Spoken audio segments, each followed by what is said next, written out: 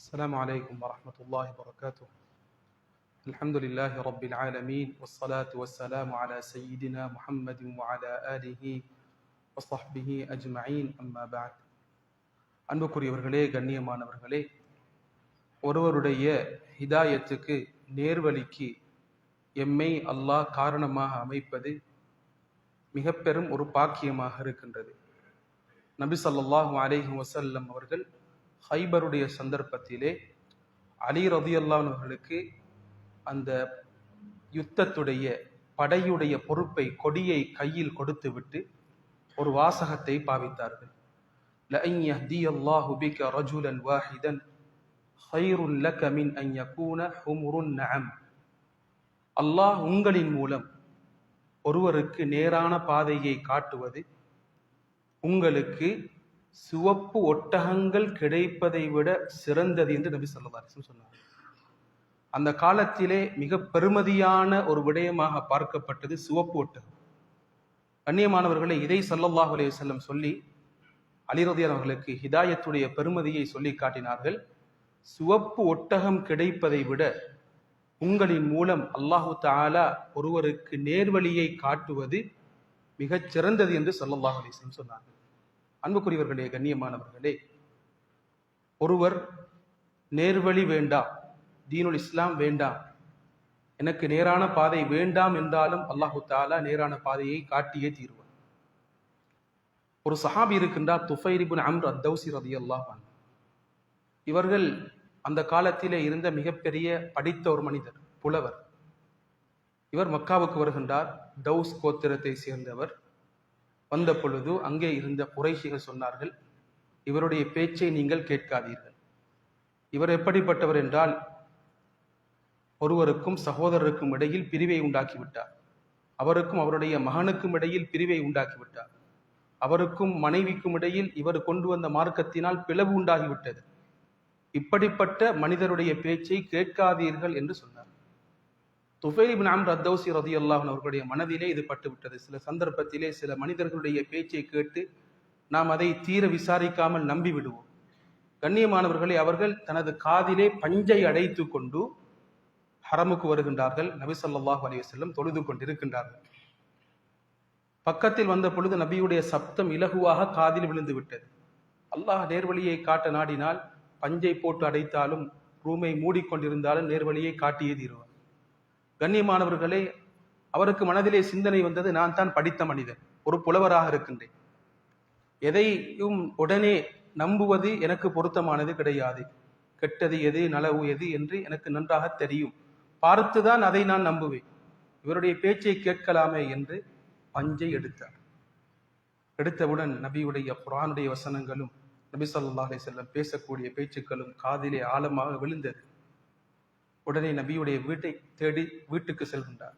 வந்து சொன்னார், உங்களுடைய கூட்டம் இப்படியெல்லாம் சொன்னார்கள், ஆனால் நான் கேட்டது வித்தியாசமானது, உங்களுடைய மார்க்கம் ஆச்சரியமானது, இதை நான் ஏற்றுக்கொள்ள வேண்டும் என்றார்.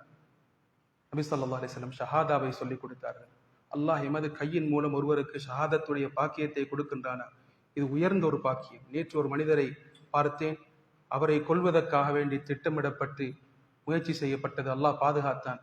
அவர் மூலமாக ஆப்பிரிக்கா நாடுகளிலே பல்லாயிரக்கணக்கான, பல லட்சக்கணக்கான மக்கள் இஸ்லாத்தை ஏற்றுக்கொண்டிருக்கின்றார். பல தாயிகளை உருவாக்கி இருக்கின்றார், பல மஸ்ஜிதுகளை உருவாக்கி இருக்கின்றார். அப்படிப்பட்ட ஒரு மனிதர் இன்றும் வாழ்ந்து கொண்டுதான் இருக்கின்றார். அன்புக்குரியவர்களே, கண்ணியமானவர்களே, இவர் சொன்னார், யா ரசூலல்லாஹ், எனது கூட்டம் தௌஸ் கூட்டம், எனது பேச்சை நிச்சயம் கேட்பார்கள், எனக்கு அனுமதி தாருங்கள், இவர்களுக்கு நான் இஸ்லாத்தை பற்றி சொல்வதற்கு எனக்கு ஒரு அத்தாட்சியையும் தாருங்கள். நபி ஸல்லல்லாஹு அலைஹி வஸல்லம் சொன்னார்கள், யா அல்லாஹ், இவருக்கு ஒரு அத்தாட்சியை கொடுத்து விடு. இவர் போகும் வழியிலே இவரது 2 கண்களுக்கும் இடையில் ஒரு டார்ச் போன்ற ஒரு பிரகாசம் வருகின்றது. இவர் சொன்னார், யா ரசூலல்லாஹ், இது இருந்தால் எனது மார்க்கத்தை விட்டதன் காரணமாகத்தான் இவருக்கு கொடுக்கப்பட்ட தண்டனை என்று மக்கள் பேசுவார்கள். எனது இந்த அத்தாட்சியை எனது அசாவிலே வேறு ஏதாவது இடத்திலே ஆக்கிவிடும். அல்லாஹு தஆலா அந்த பிரகாசத்தை, அவருடைய அசா இருந்தது. அந்த காலத்திலே மக்களுடைய பழக்கம், ஒரு அசாவை வைத்துக் கொள்வார்கள். தங்களுடன் எப்பொழுதும் ஒரு அசா அவர்களுடன் இருக்கும். அந்த அசாவிலே, அந்த கம்பிலே அந்த டோர்ச் வந்தது, பிரகாசம் வந்தது. வந்தவுடன் முதலாவது தனது பேரண்ட்ஸுக்கு இஸ்லாத்தை பற்றி சொன்னார். அன்புக்குரியவர்களே, கண்ணியமானவர்களே, நாம் மற்றவர்களுக்கு இஸ்லாத்தை பற்றி நல்ல விடயங்களை சொல்வதற்கு முன்னால் முதலாவது சொல்ல வேண்டிய இடம் எமது பேரண்ட்ஸ், எமது குடும்பத்துக்கு சொன்னார். பெற்றோர்கள் அவரது இஸ்லாத்தை ஏற்றுக்கொண்டார்கள். ஏற்றுக்கொண்டவுடன் அவரது கூட்டத்துக்கு சொன்னார். கூட்டம் ஏற்றுக்கொள்ளவில்லை. நபி ஸல்லல்லாஹு அலைஹி வஸல்லம் இடத்தில் வருகின்றார். வந்து சொன்னார், யா ரசூலல்லாஹ், தௌஸ் கோத்திரம் இவர்கள் மிக பெரும் பாவத்தை செய்கின்றார்கள், விபச்சாரம் செய்கின்றார்கள், வட்டியை உண்ணுகின்றார்கள். இவர்களுக்கு எதிராக நீங்கள் பதுவா செய்து விடுங்கள், சபித்து விடுங்கள். நபி ஸல்லல்லாஹு அலைஹி வஸல்லம் சொன்னார்கள், அல்லாஹும்ம ஹ்தி தௌஸா. நபி அவர்கள் சபிக்கவில்லை, சொன்னார்கள், யா அல்லாஹ், தௌஸ் கோத்திரத்துக்கு ஹிதாயத்தை கொடுத்து விடு, தௌஸ் கோத்திரத்துக்கு ஹிதாயத்தை கொடுத்து விடு. கண்ணியமானவர்களே, எமக்கு ஒருவருக்கு ஹிதாயத்தை கொடுக்க முடியாது, ஆனால் ஹிதாயத்துக்குரிய வழியை காட்டலாம். அல்லாஹு தாலா இதை நபி ஸல்லல்லாஹு அலைஹி வஸல்லம் விஷயத்திலே சொல்கின்றார். தனது சாச்சா அபூ தாலிப் இஸ்லாத்துக்கு வர வேண்டும் என்று ஆசைப்பட்டார்கள், கடைசி வரைக்கும் முயற்சி செய்தார்கள், முடியவில்லை. அல்லாஹ் சொல்கின்றான், இன்னக லா தஹ்தி மன் அஹ்பப். உங்களுக்கு நேரான பாதையை காட்ட மாத்திரம் தான் முடியும், ஆனால் நேரான பாதையை கொடுக்க முடியாது. நேரான பாதையை கொடுப்பவன் அல்லாஹ் ஒருவன் மாத்திரம்தான். எமது வேலை நேரான பாதையை காட்டி கொடுப்பது, சொல்லிக் கொடுப்பது. கண்ணியமானவர்களை ஸல்லல்லாஹு அலைஹி வஸல்லம் துஆ செய்தார்கள், அல்லாஹும்ம ஹ்தி தௌஸா. தௌஸ் கோத்திரத்துக்கு யா அல்லாஹ் ஹிதாயத்தை கொடுத்து விடு. அவர் முயற்சி செய்தார், பாடுபட்டார்.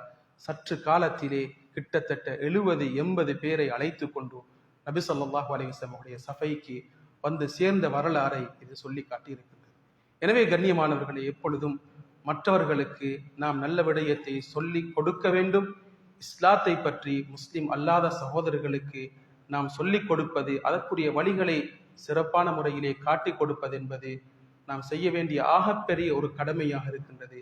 அல்லாஹு தஆலா இப்படிப்பட்ட நேரான பாதையை பெற்று அதை மற்றவர்களுக்கு காட்டிக் கொடுக்கக்கூடிய கூட்டத்திலே எம் அனைவரையும் ஆக்கி அருள்வானாக. வாஹிரு தஅவானா அல்ஹம்துலில்லாஹி ரப்பில் ஆலமீன். அஸ்ஸலாமு அலைக்கும் வரஹ்மத்துல்லாஹி வபரகாத்துஹு.